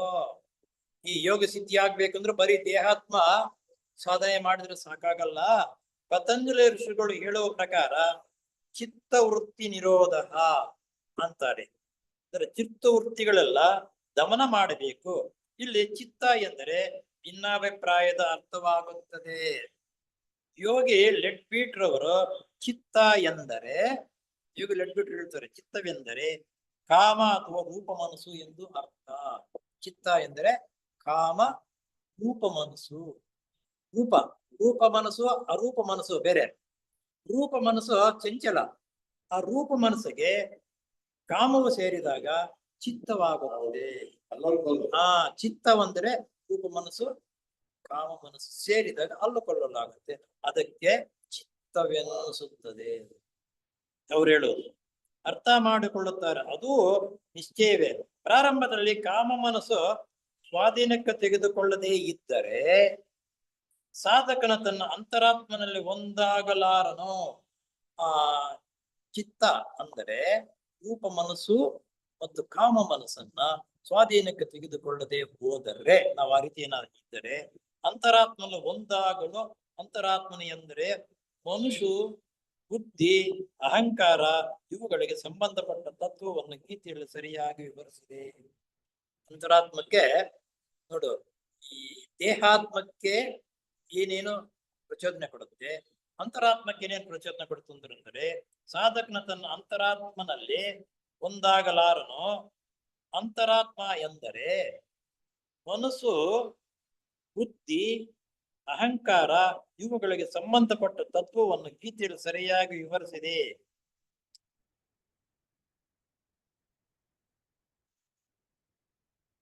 ಮನಸ್ಸು, ಬುದ್ಧಿ, ಅಹಂಕಾರಗಳನ್ನು ಸೇರಿಸಿದೆ. ಪಂಚಮಹಾಭೂತಗಳು ಹೊರಗಿನ ಪ್ರಪಂಚದ ಸ್ವರೂಪವಾಗಿವೆ. ಪಂಚಮಹಾಭೂತಗಳು ಹೊರಗಿನ ಪ್ರಪಂಚದ ಸ್ವರೂಪ. ಮನಸ್ಸು, ಬುದ್ಧಿ, ಅಹಂಕಾರ. ಮನಸ್ಸು, ಬುದ್ಧಿ, ಅಹಂಕಾರ ಇವು ಮನುಷ್ಯನ ಪ್ರಜ್ಞೆಗೆ ಉಪಕರಣಗಳಾಗಿರುತ್ತವೆ. ಇವು ಪ್ರಕೃತಿ ಸ್ವರೂಪವೇ. ಥಿಯಾಸಫಿ ದೃಷ್ಟಿಯಿಂದಲೂ ಸಹ ಇದು ಸರಿಯಾದ ನಿಲುವೆ. ಏಕೆಂದರೆ ನಿಜವಾದ ಆತ್ಮವು ಶಿವಲೋಕದಲ್ಲಿ, ಆದಿಲೋಕ. ಶಿವಲೋಕ ಅಂತಂದ್ರೆ ನಿಜವಾದ ಈಶ್ವರನಿರುವುದು ಆದಿಲೋಕದಲ್ಲಿ. ಶಿವನ ಲೋಕ ಅಂತಲೂ ಅದಕ್ಕೆ ಕರೆಯುತ್ತಾರೆ, ಆದಿಲೋಕ ಅಂತ ಕರೆಯುತ್ತಾರೆ. ಶಿವನು ವಾಸ ಮಾಡ್ತಕ್ಕಂಥ ಸ್ಥಳವು ಅಂತ ಕರೆಯುತ್ತಾರೆ. ನಿಜವಾದ ಬುದ್ಧಿ ತತ್ವವು ವೈಕುಂಠ ಲೋಕದಲ್ಲಿರುವುದು. ನಿಜವಾದ ಬುದ್ಧಿ ತತ್ವ ವೈಕುಂಠ ಲೋಕದಲ್ಲಿ ಇರುವುದು ಅಭಿವ್ಯಕ್ತವಾಗಿದೆ. ವೈಕುಂಠ ಲೋಕದಲ್ಲಿ ಇರ್ತಕ್ಕಂಥವ್ರು ಯಾರ? ವಿಷ್ಣು. ಆದರೆ ಆಕಾಶ ಮತ್ತು ವಾಯು ತತ್ವಗಳು ಎಂದರೆ ಬ್ರಹ್ಮನ ಮನಸ್ಸು ತತ್ವದಲ್ಲಿ ಅಭಿವ್ಯಕ್ತವಾಗಿರುವುದು. ಆಕಾಶ ಮತ್ತು ವಾಯು ತತ್ವಗಳು ಎಂದರೆ ಬ್ರಹ್ಮ ಮನಸ್ಸು ತತ್ವದಲ್ಲಿ ಅಭಿವ್ಯಕ್ತವಾಗಿರುವುದು. ಪ್ರಕೃತಿಯು ಸೋಂಕು ಇಲ್ಲದೆ ಇಲ್ಲ. ಪ್ರಕೃತಿಯು ಸೋಂಕು ಇಲ್ಲದೆ ಇಲ್ಲ. ಏಕೆಂದರೆ ಇವುಗಳಲ್ಲಿ ಕೆಟ್ಟದ್ದು ಇಲ್ಲದೆ ಇದ್ದಾಗ್ಯೂ ಅಜ್ಞಾನವಿದೆ. ಕೆಟ್ಟದ್ದಿಲ್ಲದೆ ಇರಬಹುದು, ಅವನಿಗೆ ಅಜ್ಞಾನವಿರುವುದು. ಏಕೆಂದರೆ ಚಿತ್ತ ವೃತ್ತಿ ಪೂರ್ತ ಲಯವಾದಾಗ ಸಾಧಕನ ತನ್ನ ವೈಕುಂಠ ಲೋಕದಲ್ಲಿರುವ ತನ್ನ ಸ್ವಪ್ರಜ್ಞ ಸ್ವರೂಪವಾದ ಪುರುಷಾತ್ಮನಲ್ಲಿ ಎರಕವಾಗುತ್ತಾನೆ. ಇದು ಮೂಲ ಆಧ್ಯಾತ್ಮಿಕ ಜೀವನಕ್ಕೆ ಒಂದು ಮೆಟ್ಟಲ್ ಬೈ ಒಂದೊಂದಾದ್ಮೇಲೆ ಯಾವ ರೀತಿ ನಾವು ಮುಂದುವರಿಯೋದಕ್ಕೆ ಸಾಧ್ಯವಾಗುತ್ತೆ ಅನ್ನೋದು ವಿವರಣೆ ಇಲ್ಲ. ಆಗ ಸಾಧಕನ ಕಡೆಯ ಬಂಧು ಎಂದರೆ ನಾನು ಎಂಬ ಅಲಿಸಿ ಹೋಗುತ್ತದೆ. ಆಗ ಜೀವಾತ್ಮನಲ್ಲಿರುವ ಪ್ರತ್ಯೇಕ ಭಾವನೆಯು ಪೂರ್ತ ನಾಶವಾಗುತ್ತದೆ. ಆದುದರಿಂದ ಡಾಕ್ಟರ್ ಬೆಸೆಂಟ್ನವರು ವಿವರಿಸಿರುವ ಪ್ರಕಾರ ಚಿತ್ತವೆಂದರೆ ಗುರಿಯ ಕೆಳಗಿನ ಮನಸ್ಸಲ್ಲ, ಮನಸ್ಸು ಬುದ್ಧಿ ಆತ್ಮ ಈ ಮೂರು ಸಮುಚಿತವಾಗಿರುವವು ಎಂದು ಅರ್ಥ. ಇದು ಮನಸ್ಸು ಬುದ್ಧಿ ಆತ್ಮ ಮೂರು ಸಮುಚಿತ ಎಂದು ಅರ್ಥ ಮಾಡಿರುವುದು ಸಮಂಜಸವಾಗಿ ತೋರುತ್ತದೆ. ಆದುದರಿಂದ ಸಾಧಕನು ಸಮಾಧಿ ಸ್ಥಿತಿಗೆ ಹತ್ತಬೇಕಾದರೆ ಬರೀ ದೇಹಾತ್ಮ ಭಾವನೆ ಕಳಚಿ ಹಾಕಿದರೆ ಸಾಲದು. ನಾನಲ್ಲ ಅಂತಕ್ಕಂಥದ್ದು ಕಳಿಸಿದ್ರೆ ಸಾಕಾಗಲ್ಲ. ಅಂತರಾತ್ಮನಿಗೆ ಸಂಬಂಧಪಟ್ಟ ಪ್ರತ್ಯೇಕ ಭಾವನೆಗೆ ಪೂರ್ತ ಕಲಿಸಿ ಬೀಳಬೇಕು. ಆಗ ನಿಜವಾದ ಸಮಾಧಿ ಸ್ಥಿತಿಯು ಲಭ್ಯವಾಗುತ್ತದೆ ಮತ್ತು ಪತಂಜಲಿಗಳ ಚಿತ್ತ ವೃತ್ತಿ ನಿರೋಧ ಸೂತ್ರಕ್ಕೆ ಆಳವಾದ ಅರ್ಥವು ದೊರೆಯುತ್ತದೆ. ಅಲ್ಲಿಗೆ 5 ವಿವರಣೆ ಸಿಕ್ಕಿತು. ಹೀಗೆ ಮುಕ್ತಾಯಗೊಳಿಸೋಣ. 5 3 ಸಲ ಓಂಕಾರ ಮಾಡಿ ಮುಕ್ತಾಯಪಡಿಸೋಣ.